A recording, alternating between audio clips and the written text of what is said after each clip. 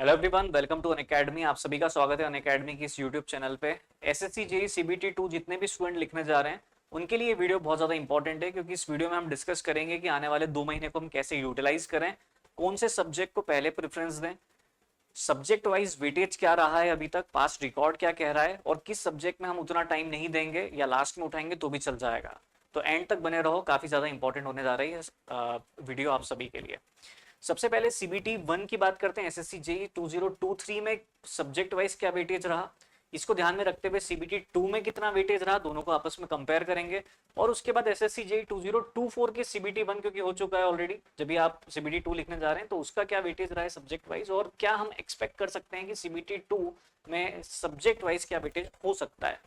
पहले बात करते हैं strength of material structure analysis mechanics की। सीबीटी 1 में एसएससी जेई 2023 में 4 मार्क्स का पूछा था और सीबीटी 2 में 5 मार्क्स का आया, मतलब लगभग सेम ही रहा है वेटेज सीबीटी 1 और 2 में। और यदि हम यहाँ पर बात करें तो भी लगभग 6 मार्क्स का है। तो यहाँ पर एक्सपेक्ट हम कर सकते हैं कि लगभग 5 से 6 मार्क्स का ही strength of material structure analysis और मैकेनिक्स पर क्वेश्चन आपको देखने को मिलेंगे। वहीं यदि हम आरसीसी पर जाएं तो 8 मार्क्स आपको सीबीटी 1 में देखने को मिल रहा है, 14 मार्क्स 8 के बाद सीधे 14 पर आ गए हैं, है ना। यहाँ वेटेज बहुत ज्यादा देखने को मिला सीबीटी 2 में। ऑब्जेक्टिव पेपर था भैया, ध्यान रखना। यहाँ पर बात करें हम तो 12 मार्क्स यहाँ बहुत ज्यादा बढ़ गया। सीबीटी 1 में अच्छे खासे क्वेश्चन पूछे गए हैं आरसीसी में, तो हम यहाँ पर एक्सपेक्ट कर सकते हैं कि मोर देन 10 मार्क्स से तो ज्यादा आपको आरसीसी का देखने को मिल ही जाएगा सीबीटी 2 में। ठीक है, तो ऑन एन एवरेज। और अच्छा, ये एक बात मैं क्लियर कर दूं कि ये जो यहाँ पर आपको सीबीटी 1 का सारी शिफ्ट का एक एवरेज वैल्यू देखने को मिल रहा है ना। ये सभी जैसे नंबर ऑफ शिफ्ट्स होती है, तो ये हमने सभी शिफ्ट का एक एवरेज वैल्यू यहाँ पर लिखा हुआ है। यदि हम सर्वेइंग की बात करें तो सर्वेइंग में भी आपको 11 मार्क्स, यहाँ पर भी 10 मार्क्स, यहाँ पर भी 10, तो ऑन एन एवरेज हम यहाँ पर भी 10 मार्क्स एक्सपेक्ट कर सकते हैं कि सीबीटी 2 में 10 मार्क्स आएगा। सॉइल की बात करें तो 11 11 10, तो यहाँ पर भी ऑन एन एवरेज 10 मार्क्स आप एक्सपेक्ट करिए।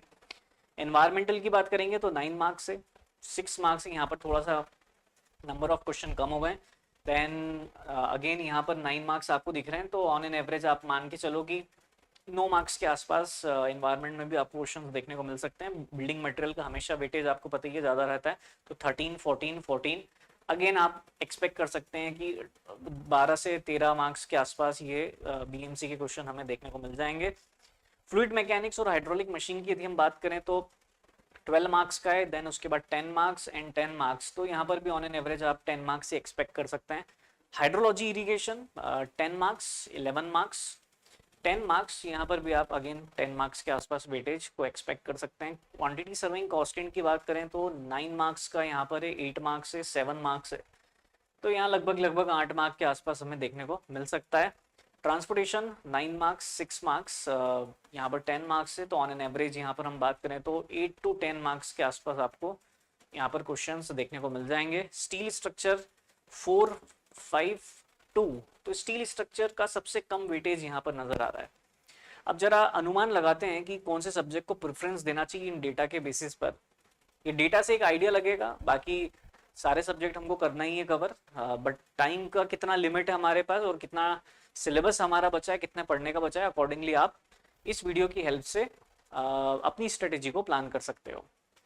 यहाँ पर यदि हम वेटेज देखें तो सीबीटी 2 में सबसे ज़्यादा हाईएस्ट वेटेज जो रहा है वो बिल्डिंग मटेरियल का रहा है, उसके बाद आपको आरसीसी लगभग सेम ही है, देन फिर आपका हाइड्रोलॉजी इरिगेशन, फ्लूइड मैकेनिक्स, उधर हम स्ट्रेंथ ऑफ मटेरियल की बात करें तो बहुत कम क्वेश्चंस देखने को मिल जाते हैं। सॉइल मैकेनिक्स का भी यहाँ पर अच्छा खासा वेटेज रहा है। और यदि हम यहाँ सीबीटी 1 की बात करें तो अगेन बिल्डिंग मटेरियल और यहाँ पर फ्लूइड मैकेनिक्स, हाइड्रोलॉजी और सर्वेइंग, आरसीसी और सॉइल मैकेनिक्स, ये भी ऑन एन एवरेज 10 मार्क्स के आसपास, और इधर ट्रांसपोर्टेशन भी हमें 10 मार्क्स का नजर आ रहा है। तो अब यदि हम यहाँ पर एक्सपेक्ट करें कि 2024 में सीबीटी 2 में क्या हो सकता है, क्या पॉसिबिलिटी बन सकती है, तो आप मान सकते हैं कि बिल्डिंग मटेरियल से अगेन सबसे ज़्यादा आने वाले हैं क्वेश्चंस, तो बिल्डिंग मटेरियल पर आपको सबसे ज़्यादा फोकस करना चाहिए, प्रायोरिटी बिल्डिंग मटेरियल को दीजिए। जब तक कंप्लीट नहीं कर लें तब तक आपको क्वेश्चंस की प्रैक्टिस करना है और मॉक टेस्ट तो लगाना ही है। तो अभी देखो 2 महीने का टाइम है हमारे पास, है ना। वैसे इतना टाइम मिलता नहीं है, तो पास्ट रिकॉर्ड आप देखोगे तो सीबीटी 1 के बाद जो सीबीटी 2 होता है लगभग 20-25 दिन, मैक्स टू मैक्स 1 महीना मिलता है।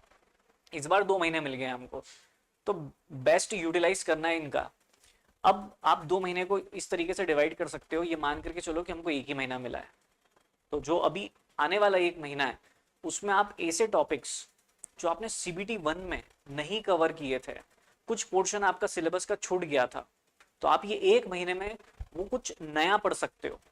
कुछ ऐसे टॉपिक्स जो फ्रिक्वेंटली पूछे गए हैं लेकिन आपने छोड़ दिए हैं, उन टॉपिक को कवर कर लीजिए। जैसे बिल्डिंग मटेरियल, बिल्डिंग मटेरियल में हो सकता है आपने 80% सिलेबस कंप्लीट किया और आप एग्जाम देने चले गए हो, तो जो रिमेनिंग 20% है, क्योंकि सबसे ज्यादा वेटेज है, तो आपको 20% जो एक महीना है इसमें कवर कर लेना है, क्योंकि लास्ट का जो एक महीना रहेगा उसमें हम मॉक टेस्ट और प्रैक्टिस क्वेश्चंस ही लगाने वाले हैं। तो आप ये 2 महीने को एक एक महीने करके डिवाइड करो। स्टार्टिंग के एक महीने में आप कुछ नया पढ़ो, नया भी किन सब्जेक्ट का जिनका वेटेज बहुत ज्यादा है और आपने वो टॉपिक्स छोड़ दिए हैं। अदरवाइज आप ऐसे सब्जेक्ट मत उठा लेना जिनका वेटेज कम है। वही अभी हम यहाँ पर बात कर रहे हैं कि आपने स्टील स्ट्रक्चर उठा लिया, सर स्टील में तो हमने कुछ पढ़ा नहीं था, तो आपने बोला कि अभी कुछ नया पढ़ लो, तो हम तो स्टील उठा करके पढ़ने लग गए। तो ऐसा भी नहीं करना है हमको, करेक्ट। तो बिल्डिंग मटेरियल यहाँ से आप उठा सकते हो पहले। उसके बाद आरसीसी का वेटेज सबसे ज्यादा देखने को मिल रहा है बिल्डिंग मटेरियल के बाद। तो आरसीसी में आप ये चेक करो कि कौन से ऐसे टॉपिक्स हैं जो आपने नहीं कवर किए हैं और कैसे आप उसको एक महीने में कवर करने जा रहे हो।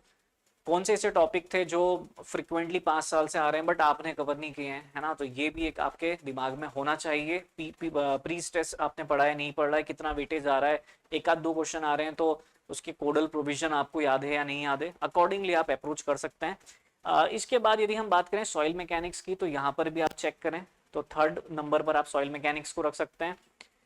बिल्डिंग मटेरियल हो गया, आरसीसी हो गया, सॉइल मैकेनिक्स। उसके बाद यदि हम बात करें यहाँ पर तो फ्लूइड मैकेनिक्स पर आपका नेक्स्ट टारगेट होना चाहिए, हाइड्रोलॉजी इरिगेशन। यहाँ से भी क्वेश्चन हमें देखने को मिले हैं, तो ये प्रायोरिटी आप रख सकते हो। सर्वेइंग तो और ज्यादा इंपॉर्टेंट है, आरसीसी के बाद आप सर्वे पर ध्यान दीजिए। तो 3rd नंबर पर तो मेरे हिसाब से सर्वे को रखना चाहिए। सर्वे में चेक करो कौन से टॉपिक्स नहीं आए, क्योंकि अभी पिछला रिकॉर्ड कह रहा है रिसेंट वाला कि नंबर ऑफ क्वेश्चन सर्वे से बहुत ज्यादा देखने को मिले, चाहे आप किसी भी एग्जाम्स की बात कर लें। अभी तो का तो ये पैटर्न ये देखने को मिल रहा है रिसेंट। देन फिर यहाँ पर आप लास्ट में सबसे कम वेटेज की यदि हम बात करें तो स्टील स्ट्रक्चर का वेटेज सबसे कम है। उधर strength of material, structure analysis, दोनों हेवी सब्जेक्ट, उनसे भी आप देखें तो बहुत कम पूछा गया है। मैकेनिक्स से भी एक आध क्वेश्चन आ जाता है तो आ जाता है, किसी शिफ्ट में एक दो क्वेश्चन ज्यादा से ज्यादा। तो 1 2 3 4 सब्जेक्ट तो आपके ऐसे हो गए जिनका वेटेज बहुत कम है। तो आप सबसे लास्ट में भी इन 4 सब्जेक्ट को टारगेट करते हैं तो भी चल जाएगा, पास्ट रिकॉर्ड ये कहता है। बट करना हमें सभी चीज चाहिए, लेकिन आपके पास टाइम का कितना लिमिट है, अकॉर्डिंगली आप अप्रोच कर सकते हो इस डेटा के बेसिस पर कि जिसका ज्यादा वेटेज है आप सबसे पहले उनको प्रायोरिटी दें और उसी को कवर करें। तो जैसे बिल्डिंग मटेरियल आप हर बार ही देखते हुए आ रहे हो, सबसे ज्यादा वेटेज है, तो मेरे हिसाब से इस बार भी वेटेज आपको बिल्डिंग मटेरियल का ज्यादा ही देखने को मिल सकता है, तो प्रायोरिटी आपको दे देना चाहिए इसको। उसके बाद क्वांटिटी सर्विंग एंड कॉस्टिंग, यहाँ से भी बहुत कम क्वेश्चन ही, लगभग आप 7 8 क्वेश्चन के आसपास है, मतलब यहाँ पर भी टाइम देना इंपॉर्टेंट, तो ये भी सब्जेक्ट बन ही जाता है। और बाकी सब्जेक्ट तो इम्पॉर्टेंट है ही है। तो ये 4 सब्जेक्ट पर आप थोड़ा सा कम भी टाइम दोगे, यदि आपके पास टाइम कम है तो चल जाएगा। तो आप बाकी यदि आपके पास सफिशिएंट टाइम है और आपने ये सारे सब्जेक्ट कर लिए हैं, तो हम क्यों छोड़ने वाले हैं स्टील को भी, हम क्यों छोड़ेंगे स्ट्रेंथ ऑफ मटेरियल और स्ट्रक्चर एनालिसिस को, करेक्ट। तो जितना पढ़ें उतना कम है, बट ऐसा भी ना हो कि टेंशन में आ जाओ आप 4 सब्जेक्ट सर नहीं पढ़ा, तो वो वाली चीज भी नहीं होना चाहिए, ठीक है। तो इस वीडियो से ये प्लान करो आने वाले एक महीने में आप जो ज़्यादा वेटेज वाले सब्जेक्ट उनका नया टॉपिक्स पढ़ सकते हैं। उसके बाद जो लास्ट के एक महीना रहेगा उसमें हमें मॉक टेस्ट और क्वेश्चन ही लगाने होंगे, उसी के बेसिस पर हम एनालाइज भी करेंगे, अपनी एक्यूरेसी को भी चेक करेंगे। आप जनरली क्या करते हो कि एक्यूरेसी को चेक नहीं करते हो हर टेस्ट देने के बाद, एक्यूरेसी को जरा चेक करा करो। एनालिसिस मस्ट है, टाइम मैनेजमेंट इंपॉर्टेंट है। तो ये कब आएगा, जब आप फुल लेंथ मॉक टेस्ट दोगे और with in time stop watch चालू करके कि इतने टाइम में कंप्लीट करना है, तब जाकर के उसका आपको आउटपुट देखने को मिलेगा फाइनल एग्जाम में, वो मिस्टेक्स आप नहीं करोगे। तो ये आपके सामने पूरा वीडियो था, आप यहाँ से अपने अकॉर्डिंग स्ट्रेटेजी प्लान कर सकते हो। तो जितने भी स्टूडेंट एसएससी जी 2025 को टारगेट कर रहे हैं, अनअकैडमी पे ऑफर चल रहा है। यदि आप 24 मंथ का कोर्स परचेस करते हैं तो आपको 8000 रुपीज में ये कोर्स पड़ जाएगा। यदि आप कोड यूज करेंगे APP1011 तो आपको यहाँ पर मैक्सिमम डिस्काउंट देखने को मिल जाएगा। यदि आप 12 मंथ के साथ जाते हैं तो 6000 रुपीज में आज की डेट में कोर्स अवेलेबल है। 6 मंथ का यदि आप कोर्स परचेज करते हैं तो 5000 रुपीज में आपको ये कोर्स पड़ जाएगा। और वो स्टूडेंट जिनका टारगेट RRB चाहिए उनके लिए भी ऑफर चल रहा है। 12 मंथ का कोर्स आपको 4500 में मिल रहा है। 6 मंथ के साथ आप जाते हो 3300 एंड 3 मंथ का कोर्स आपको 2475 रुपीज में इस डिस्काउंटेड प्राइस में पड़ने वाला है। कोड आप यूज कर सकते हैं APP1011।